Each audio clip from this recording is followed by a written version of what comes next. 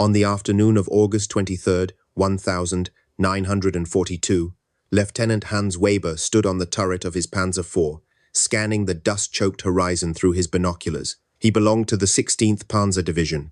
He had been at war for 38 months. He had led his crew across 2,400 kilometers of Russian steppe. He had watched 12 tanks in his platoon burn. He had written 34 letters of condolence home. And now, finally, he saw the river Volga shimmering under the harsh summer sun. Ahead of him lay Stalingrad. To Hans, it was merely a grid reference on a military map, Objective 417. But to the High Command in Berlin, it was an obsession. His division had just completed a daring thrust, cutting the city off from the north. According to every German military logic, the battle was practically over. They had reached the destination.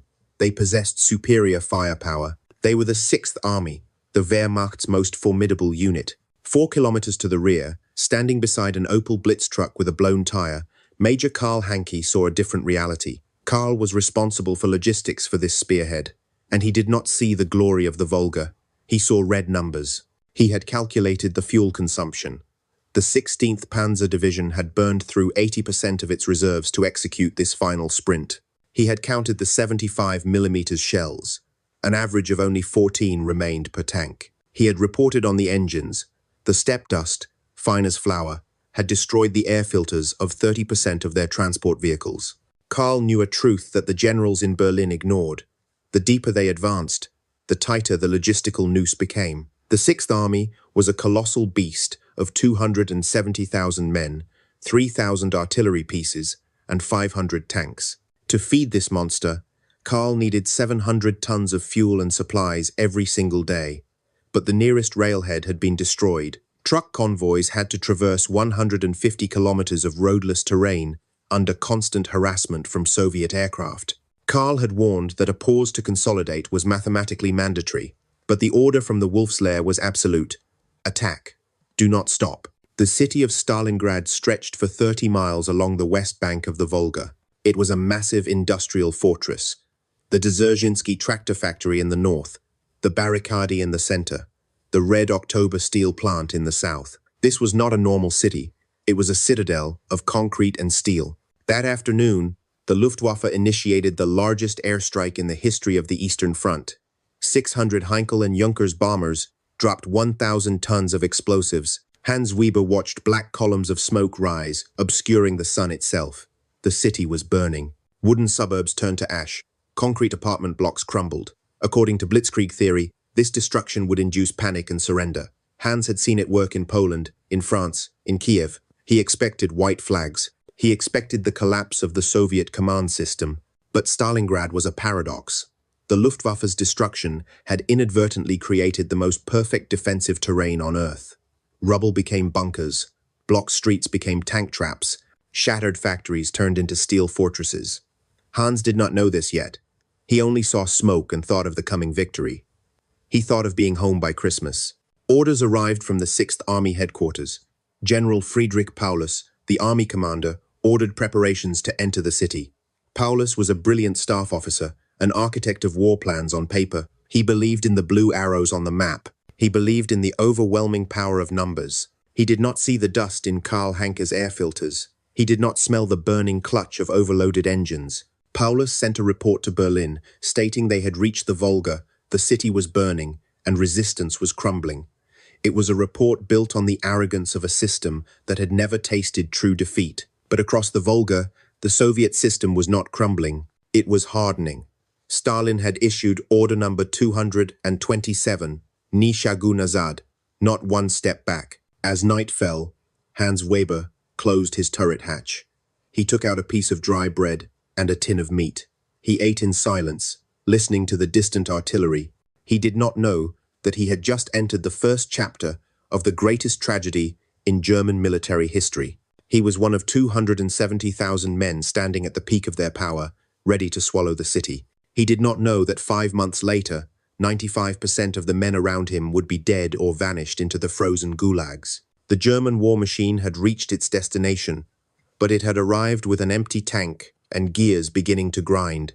And in front of them, Stalingrad was not a city. It was a giant meat grinder, waiting to be switched on. The calendar turned to September, and the nature of the war changed fundamentally. For 3 years, the Wehrmacht had conquered Europe using a specific formula: speed, maneuver, and communication.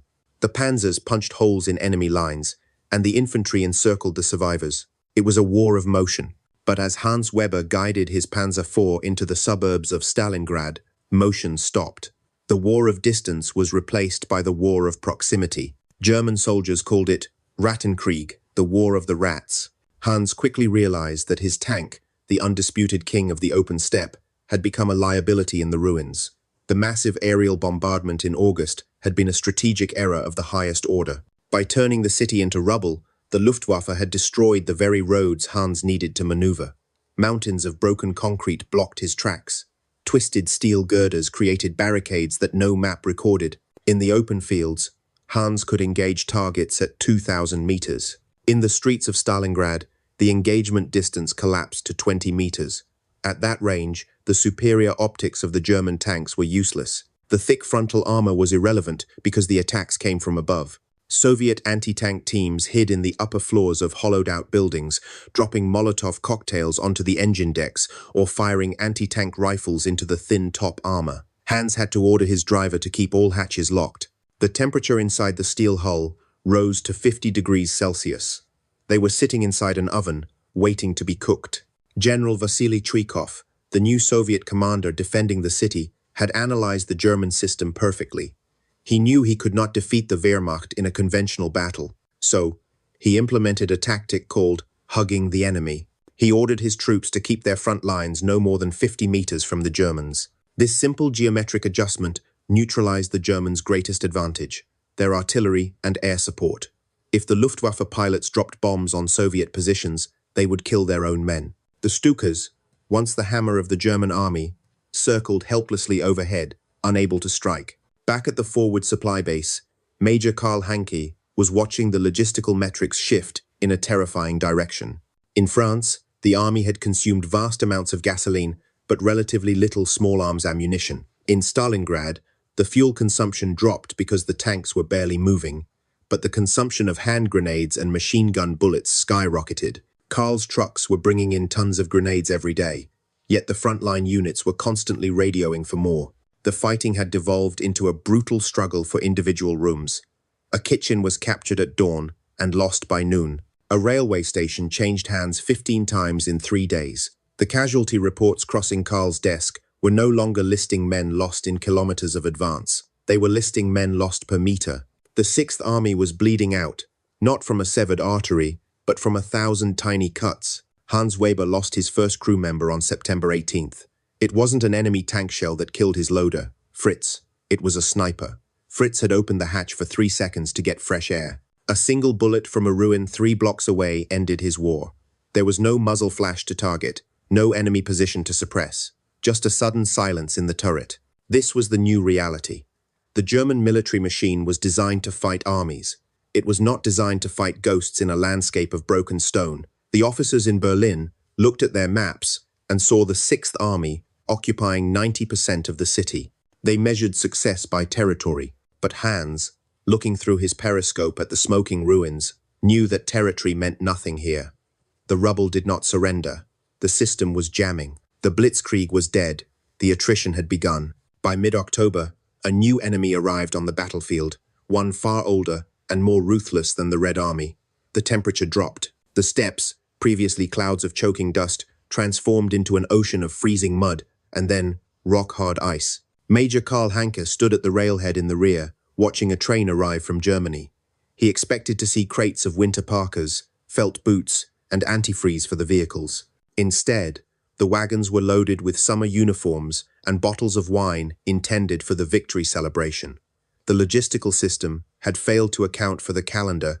The winter clothing for the Sixth Army was sitting in depots in Warsaw and Brest-Litovsk, hundreds of kilometers away, stuck behind a wall of bureaucratic incompetence and overloaded train schedules. Hitler had assured his generals that the campaign would be over before the first snow fell. Because of that political promise, the logistical algorithm did not prioritize thermal gear. Now, Hans Weber and his tank crew were wrapping themselves in old newspapers and stolen curtains to survive the night inside their steel hull. The Panzer IV, designed as a weapon of war, had become a refrigerator. The oil in the engines turned into a thick gel. To start the tanks in the morning, crews had to light fires under the chassis, a dangerous desperation that signaled their position to every Soviet artillery spotter for miles. While the Sixth Army was freezing in the ruins, bleeding itself dry to capture the last few meters of the riverbank, a catastrophic strategic error was solidifying on the maps. To concentrate maximum power in the city, General Paulus had stripped his flanks bare. The protection of the Sixth Army's rear, the shaft of the spear, was entrusted to the Romanian Third and Fourth Armies. Karl Hanke had inspected the Romanian lines a week prior. What he saw terrified him. These men were brave, but they were victims of a technological mismatch. They were equipped with obsolete French artillery from the First World War and horse-drawn carts. Crucially, their primary anti-tank weapon was the 37mm door-knocker gun. Against the thick, sloped armor of the Soviet T-34, these shells would simply bounce off like hail. Karl wrote a report stating that the flanks were a glass jaw, one solid hit, and the entire structure would shatter. The report was filed and ignored. The High Command was looking at the city, not the steppe. Meanwhile, in the darkness of the Soviet rear, a masterclass in maskirovka military deception was taking place. General Georgy Chuikov was not feeding more men into the meat grinder of the city just to hold the line. He was playing a different game. Under the cover of snowstorms and strict radio silence, the Soviets moved over 1 million men, 13,000 artillery pieces, and 900 tanks into position opposite the weak Romanian flanks. They built bridges underwater, so German reconnaissance planes would not see them. They moved only at night. German intelligence, the Fremde Heere Ost, detected increased radio traffic. They heard the rumble of engines in the distance.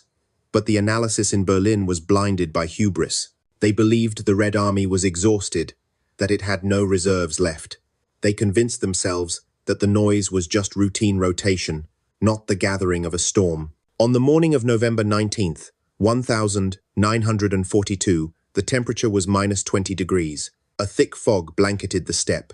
At 7:20, the silence was ripped apart. 3,500 Soviet guns opened fire simultaneously. The ground shook so violently that Hans Weber, miles away in the city ruins, felt the vibrations through the soles of his boots. It was Operation Uranus. The artillery barrage didn't target the elite German units in Stalingrad. It hammered the Romanian positions on the flanks. Within hours, the glass jaw shattered. The Romanian lines evaporated under the weight of steel. Then came the tanks. Hundreds of T-34 seconds, painted white to match the snow, surged forward like a pack of wolves. They did not turn toward the city to fight. They drove straight past it, curving inward, aiming to meet deep in the German rear. In the command bunker, the maps were suddenly covered in red arrows. The reports were frantic and confused.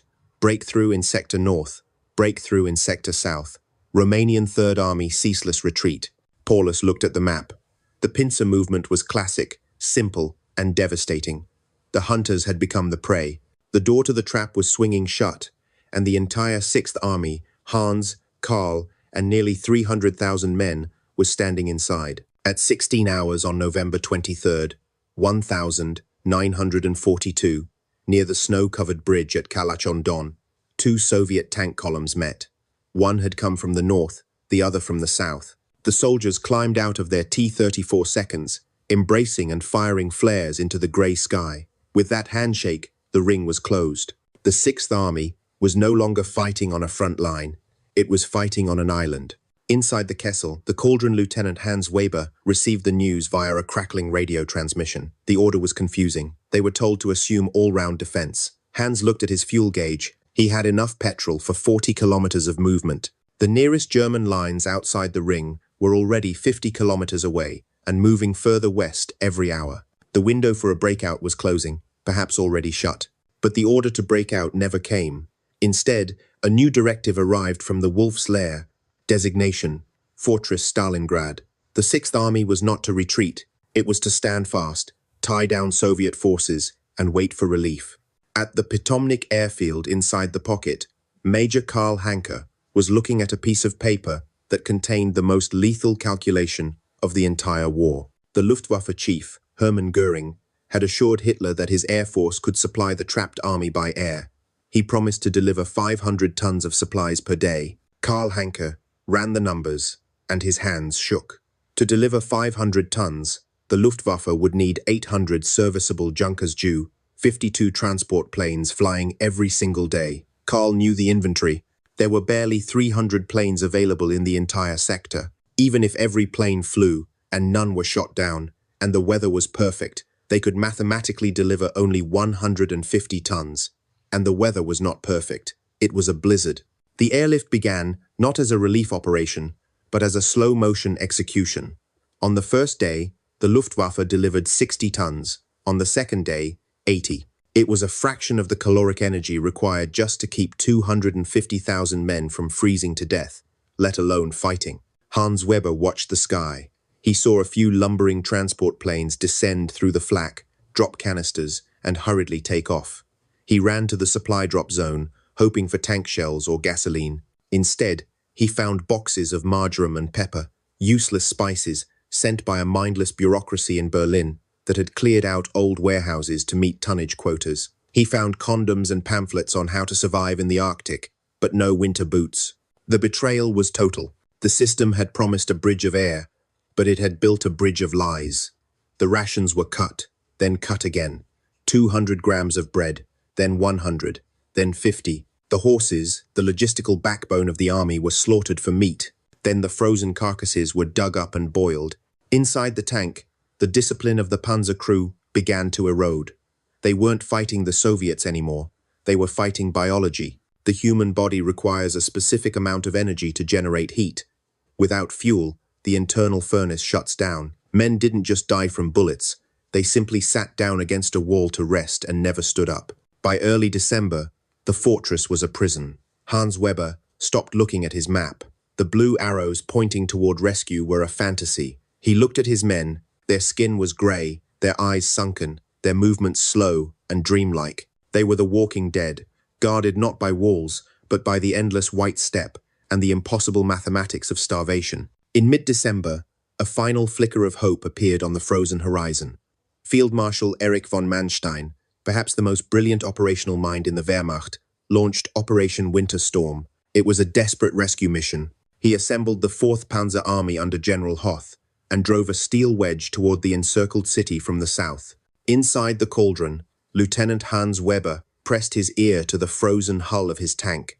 He could hear it, a low, rhythmic thumping in the distance. It was not the sharp crack of Soviet field guns. It was the heavy bass of German 88 seconds. The relief force was fighting its way toward them. By December 19th, Manstein's tanks were just 48 kilometers away. At night, the trapped men could see the flashes of the battle on the southern skyline. They were watching their own salvation. The morale in the pocket spiked. Men who had not stood up in days dragged themselves to the windows. They believed the nightmare was ending. But in the command bunker, the strategic calculus was paralyzed by politics and fear. Manstein sent a code word to Paulus, thunderclap. It was the signal for the 6th Army to break out, to abandon the city and fight their way south to meet the rescuers. It was the only military solution left. But General Paulus did not move. He was trapped not just by Soviet armies, but by the chain of command. Hitler had explicitly forbidden a retreat from the Volga. He demanded that Paulus hold the city and link up with Manstein, a geometric impossibility. Paulus, a man of rigid discipline, refused to disobey the Führer. He also cited logistics. He told Manstein his tanks had fuel for only 30 kilometers. The gap was 48 kilometers. He argued that a breakout would turn into a rout in the open snow. Hans Weber waited for the order to start his engine. He waited to drive south, but the radio remained silent. He watched the flashes on the horizon get brighter, and then, over the next few days, begin to fade. The Soviet 2nd Guards Army had blocked Manstein's path at the Mishkova River. Without support from the inside, the relief force was flanked and forced to withdraw. The thumping of the German guns grew quieter, then stopped. The door to the outside world had slammed shut for the last time. Then came Christmas Eve. In the ruins, there were no fir trees, no candles, and no food. The temperature dropped to minus 30 degrees. In a dugout used as a field hospital, a doctor named Kurt Rubbe took a piece of charcoal and drew a picture on the back of a captured Soviet map. It was a sketch of a woman holding an infant, wrapped in a shawl. He wrote the words, light, life, love, Christmas, 1,942 inches, the cauldron. This became known as the Stalingrad Madonna. Hans Weber and his crew sat around a small tin stove, burning pieces of furniture.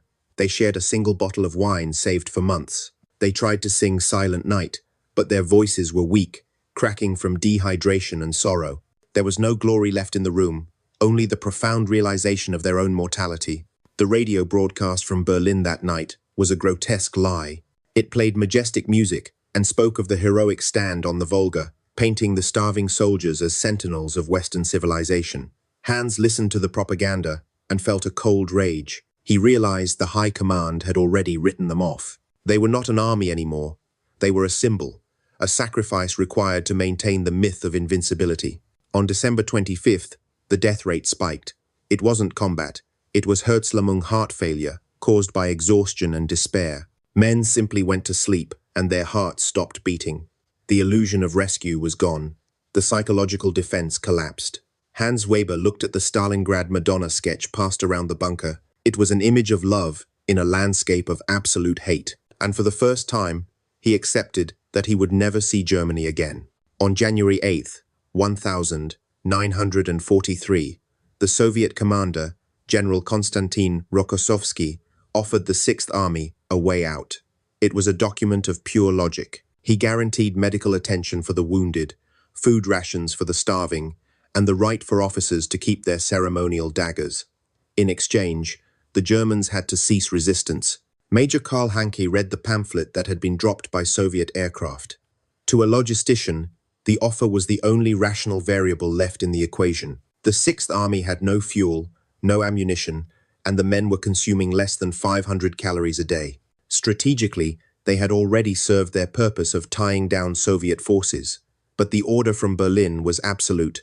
Surrender is out of the question. The system demanded that they die to the last man, not for tactical gain, but for the optics of heroism. When the ultimatum expired on January 10th, the final phase began. The Soviets called it Operation Ring. 7,000 artillery pieces opened fire, compressing the pocket from all sides. Hans Weber and his crew, now without a tank, fought as infantry. They were pushed back into the very ruins of Stalingrad they had destroyed months earlier. The irony was absolute. They were forced to seek shelter in the basements of the city they had promised to conquer. The psychological anchor of the army was the Potomnik airfield. As long as planes landed, there was a thread connecting them to reality. But on January 16th, the Soviet tanks overran Potomnik. The scene was apocalyptic. Desperate soldiers clung to the landing gear of the last taking off due 52 seconds, only to fall to their deaths from 1,000 feet. With the loss of the airfield, the wounded were no longer patients. They were condemned men. The Sixth Army was now a sealed tomb. By January 30th, the pocket had split in two. General Paulus was trapped in the Univermag department store in the city center. In the basement, the air stank of unwashed bodies and gangrene. That evening, a radio message arrived from Hitler. It was not a plan for rescue. It was a promotion. Friedrich Paulus was promoted to the rank of General Feldmarschall Field Marshal. It was the most cynical promotion in military history. In the annals of Prussian warfare, no German field marshal had ever surrendered alive. Hitler was not rewarding Paulus. He was handing him a pistol. The message was a coded instruction. Commit suicide. Become a martyr. Preserve the myth. Paulus looked at the rank insignia. He was a man of the system, a believer in the chain of command.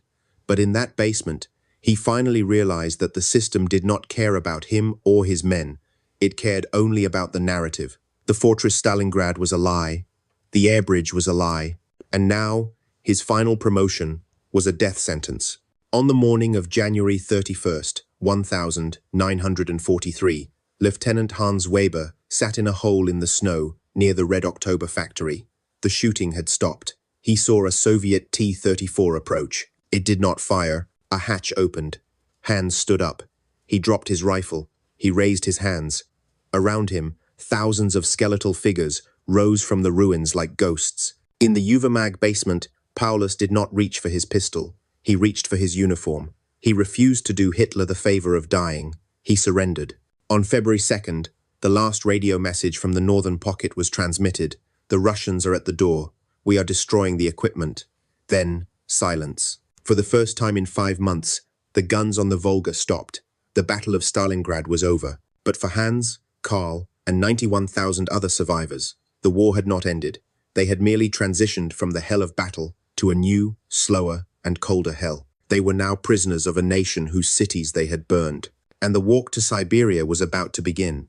On the morning of February 3rd, 1943, a strange silence fell over the Volga. For 163 days, the air had been filled with the sound of explosions. Now, the only sound was the crunch of snow under thousands of boots. Lieutenant Hans Weber was now just a number in a column of men that stretched for kilometers across the white steppe. He was no longer an officer of the Panzerwaffe. He was a scarecrow wrapped in rags. He wore boots taken from a dead comrade because his own had been cut off to treat frostbite. He had not eaten a full meal in 6 weeks. The surrender of the Sixth Army had created a logistical catastrophe for the victors. The Soviet High Command had estimated they would capture perhaps 40,000 survivors. They were wrong. They had captured 91,000 men. The Soviet logistical system, already stretched to the breaking point by their own offensive, collapsed under this unexpected burden. They had no food, no transport, and no medical supplies for an army of prisoners the size of a city. The order was given to march the prisoners to temporary collecting camps at Beketovka and Krasnoarmeysk, 20 to 30 kilometers away. In normal conditions, a soldier could march this distance in 6 hours, but these were not normal soldiers. They were biological wrecks suffering from advanced dystrophy. This was the death march. Hans walked in a trance. The temperature was minus 25 degrees. There were no trucks for the wounded. If a man fell behind, he was not helped. The Soviet guards, exhausted and brutalized by the war, had no patience for stragglers. A shot rang out every few minutes, marking the end of someone who simply could not take another step. The road to Beketovka was not marked by signposts, but by the frozen bodies of those who sat down to rest. When the column finally arrived at Camp 108 inches Beketovka, the reality of their survival became clear. It was not a camp. It was a ruin without roofs, surrounded by barbed wire. There were no barracks. Men slept standing up, huddled together like livestock to share body heat. Then came the second enemy, typhus. The lice that had infested every uniform in the cauldron now became vectors of mass death. In the crowded conditions of the camp, the disease spread with mathematical certainty. Hans watched men who had survived artillery barrages, tank battles, and starvation die in their sleep from a microscopic bacteria. The death rate in the first weeks of captivity was catastrophic. Major Karl Hanke, the logistician, tried to organize a sanitation detail. He understood that without hygiene, the camp was a death trap. But there was no water, there was no soap. The system had totally disintegrated. Karl, a man who had spent the war calculating fuel and ammunition, died of dysentery 3 weeks after the surrender. He became just another entry in a Soviet ledger that was rapidly filling up with crossed-out names. For the 91,000 who marched out of Stalingrad, the battle was over, but the dying had only just begun.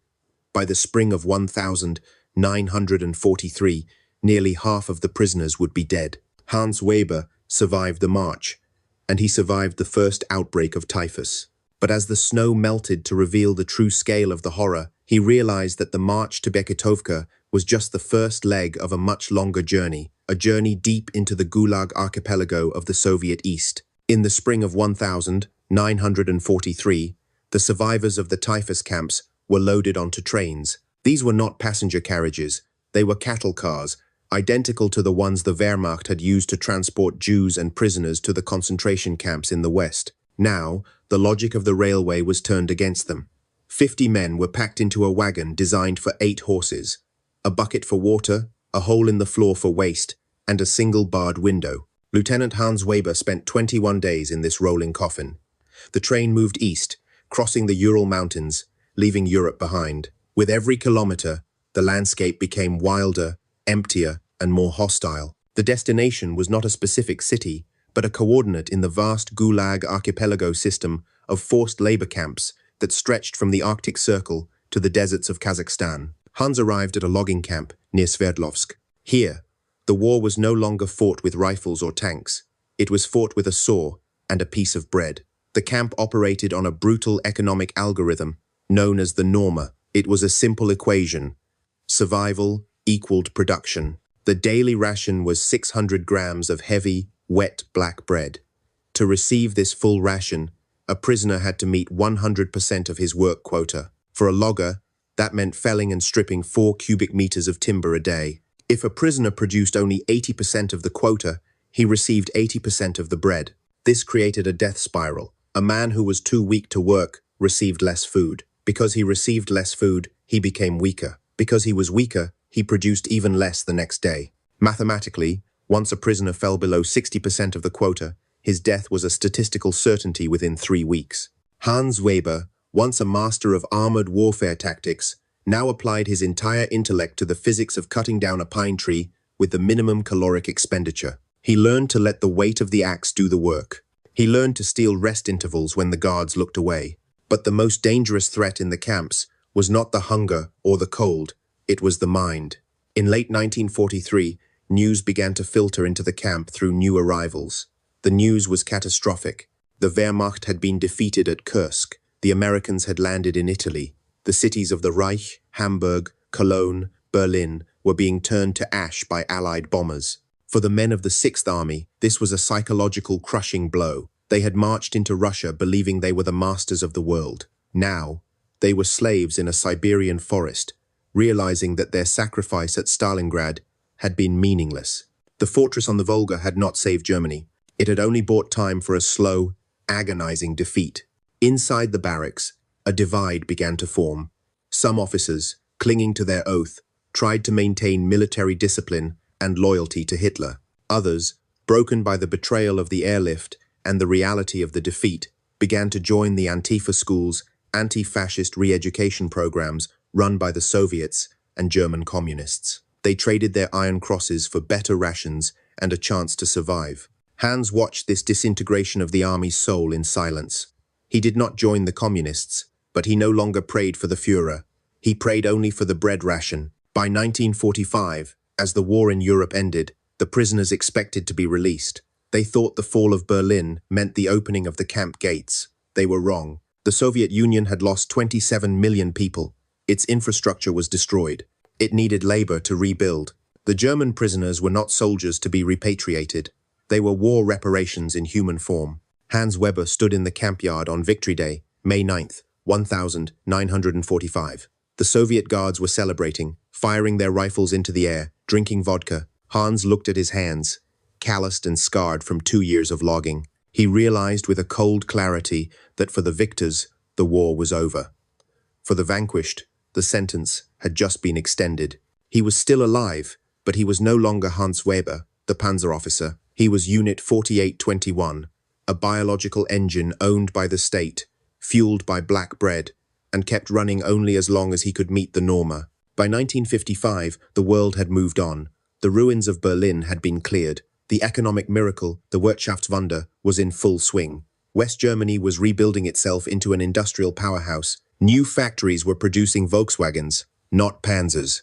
The war was a closed chapter, a dark memory that most Germans tried to forget in their rush toward the future. But in the East, time stood still. Hans Weber was still in the Gulag. He was now 35 years old, but he looked 60. His teeth were gone, lost to scurvy. His hands were permanently shaped like claws from gripping an axe for 12 years. He had not received a letter from home in 4 years. In his mind, Germany probably no longer existed.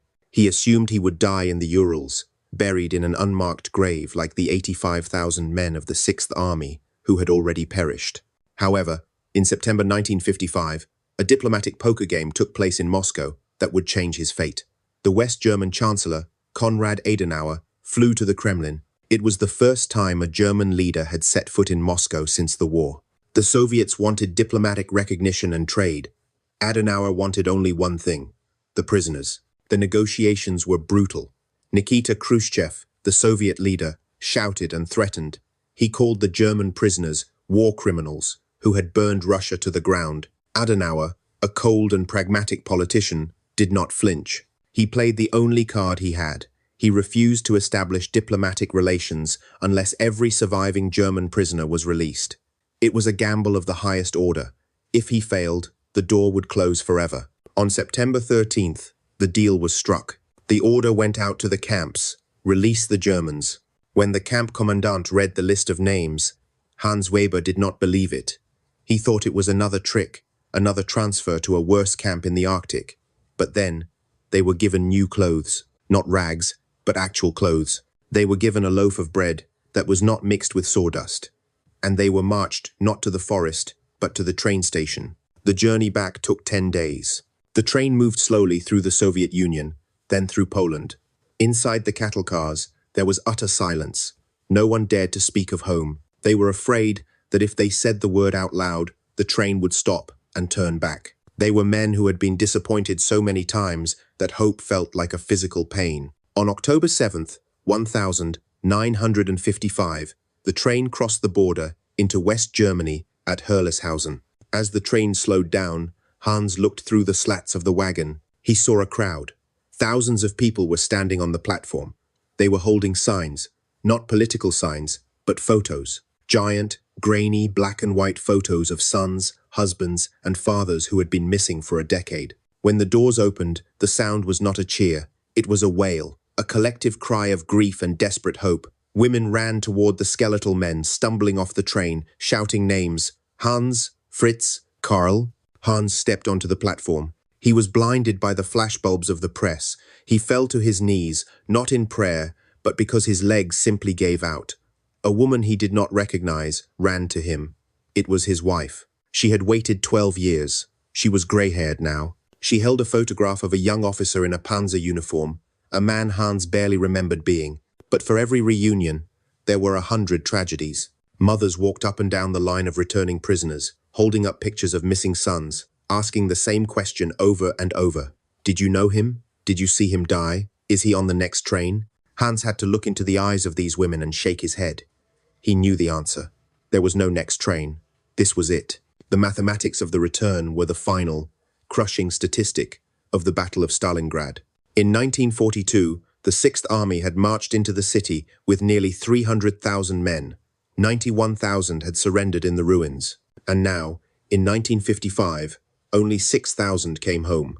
The 6,000 men who returned in 1955 were the ghosts at the banquet of the West German economic miracle. They walked through cities that had been rebuilt with glass and steel. They saw a new generation driving cars, listening to American rock and roll, and trying desperately to forget the past.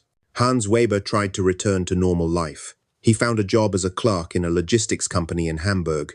It was a quiet job. He sat at a desk, checking waybills, calculating fuel costs for trucks. He was good at it. He never made mistakes with the numbers. He knew, better than anyone, that a mistake in logistics was not just an error. It was a death sentence. But he never spoke about the war. When his colleagues complained about the coffee being cold or the office being drafty, Hans just stared at them. He was remembering the taste of boiled leather. He was remembering the feeling of sleeping on a pile of frozen corpses to stay warm. The gap between him and the civilians was unbridgeable. He had seen the absolute bottom of human existence, and they were worried about the price of butter. The tragedy of the 6th Army was not just that they died. It was how they died. They did not die for a strategic purpose. They died for a symbol. Stalingrad was a failure of the German system on every level. The intelligence failed to see the trap. The logistics failed to supply the army. The command failed to order the breakout. And the ideology failed to value human life. The system demanded total obedience, and in return, it promised victory. But when the variables changed, the system did not adapt. It simply fed more men into the machine until the gears jammed with bone and blood. Hans Weber died of a heart attack in 1978. He was 58 years old, but his body had been destroyed decades earlier on the steppe. He left behind no memoirs. He left behind no medals. He had thrown his Iron Cross into the Volga in 1943. So, what is the final calculation of Hitler's order to hold Stalingrad? Strategic gain, 0. The German army never recovered the initiative in the east. Material loss, 500 tanks, 6,000 artillery pieces, 1 entire field army. Human cost, out of the 290,000 men who were encircled, less than 6,000 lived to see the year 1956. That is a survival rate of 2%. If you are looking for heroes in this story, you will not find them in the generals who ordered the stand, nor in the dictator who demanded it. The only heroism at Stalingrad was the quiet, desperate endurance of the ordinary soldier who was betrayed by his own leaders. History remembers the maps and the arrows, It remembers the names of the generals, but we must remember the arithmetic. Because when a system ignores the numbers, when it ignores the fuel, the food, and the cold, it is the soldier who pays the debt. The Sixth Army marched to the Volga to conquer the world. They returned as a handful of broken old men, carrying a lesson that we must never forget. Blind obedience is not patriotism, it is suicide.